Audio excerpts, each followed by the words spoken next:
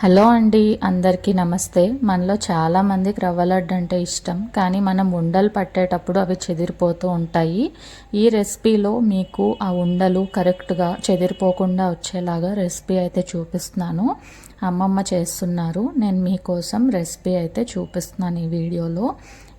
ఒక పెనం పెట్టి 4 స్పూన్స్ నెయ్యి వేసుకోండి. తర్వాత జీడిపప్పు పలుకులు అయితే వేసి దోరగా వేయించుకోండి. మరీ ఎర్రగా రావాల్సిన అవసరం లేదు, గోల్డెన్ కలర్ వస్తే చాలు. తర్వాత రవ్వ అయితే 1 kg తీసుకుంటాం. పెనంలో ఈ రవ్వ వేసేసుకొని మంచిగా అయితే వేయించుకోవాలండి. సిమ్లోనే పెట్టాలి. కొద్దిగా హై ఫ్లేమ్ పెట్టినా కూడా మనకి కలర్ అనేది ఎర్రగా వచ్చేస్తుంది త్వరగా. అది బాగా వేగితేనే మనకి రవ్వ లడ్డు అనేది కొంచెం క్రిస్పీగా బాగా వస్తుంది. మరి వేయించుకునేటప్పుడే మనము పక్కన పాలు కూడా పెట్టి హీట్ చేసుకోవాలండి. దాంతోపాటు మనకి పాలు కూడా కాగిపోతాయి అన్నమాట. ఇప్పుడైతే 1 kg రవ్వకి 3/4 kg చక్కెర అయితే తీసుకుంటున్నాము, అంటే 3/4.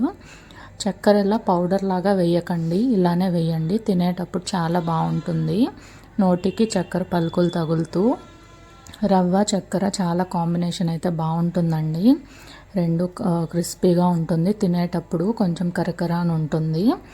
సో ఒక పక్క పాలు కాయించుకుంటూనే మనము మంచిగా అయితే రవ్వ ఫ్రై చేసుకుంటూ, రవ్వ కొంచెం వేగిన తర్వాత చక్కెర కూడా వేసేసుకోవాలి. సో కొంచెం 3/4లో కొంచెం ఒకసారి, తర్వాత మిగిలింది ఒకసారి వేసి బాగా అయితే ఫ్రై చేసేస్తున్నాము. ఇది మనకి బాగా వేగిపోయింది, కొంచెం కలర్ వచ్చింది, స్మెల్ కూడా వచ్చింది అన్నప్పుడు మనం దించేసుకోవచ్చు. ఇప్పుడు పాలు కూడా ఆఫ్ చేసేసి దించి పెట్టేసుకోండి. తర్వాత ఆ పాలని కొద్ది కొద్దిగా మనం రవ్వలో వేసి బాగా మిక్స్ చేస్తూ ఉండాలి. ఒకేసారి ఎక్కువ పాలను వేసామంటే మనకి కన్సిస్టెన్సీ పోతుంది, తర్వాత ఉండలు అయితే రావండి. సో ఈ స్టెప్ అనేది కొంచెం చిన్నగా చేసుకుంటే బెటరు. తొందరగా చేస్తే కొంచెం మనకి మిస్టేక్ అయ్యి ఉండలు అనేవి రావన్నమాట. సో మేము కొద్ది కొద్దిగా ఇక్కడ వేస్తూ కొంచెం ఉండలు వస్తుందా రాదా మధ్యలో ట్రై చేస్తూ కలుపుతూ ఉన్నాము. ఫైనల్లీ కొద్దిగా అయితే వేసేసి ఉండలు వస్తుందా రాదా ట్రై చేసాము. అమ్మమ్మకి అయితే ఈసారి ఉండ వచ్చింది. సో ఇంకా అలానే మళ్ళీ పాలు వేయకుండా ఇలానే బాగా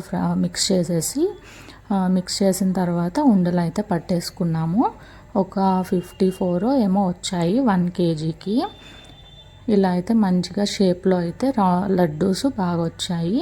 ఎవరికైనా ఈ రెసిపీలో ఉండలు సరిగ్గా రాని వాళ్ళు ఇలా ఒకసారి ట్రై చేసి ఎలా వచ్చిందో కమెంట్లో అయితే చెప్పండి.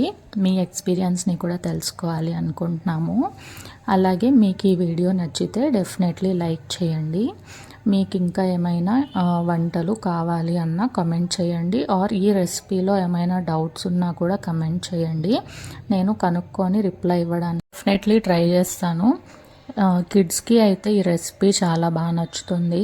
ఈవినింగ్ స్కూల్ నుంచి రాగానే ఒక లడ్డు ఇచ్చామంటే చక్కగా అయితే తినేస్తారు. స్నాక్స్ అంటే ఎంతసేపు బయట కొనలేం కదా. Like, share, subscribe. బాయ్ అండి.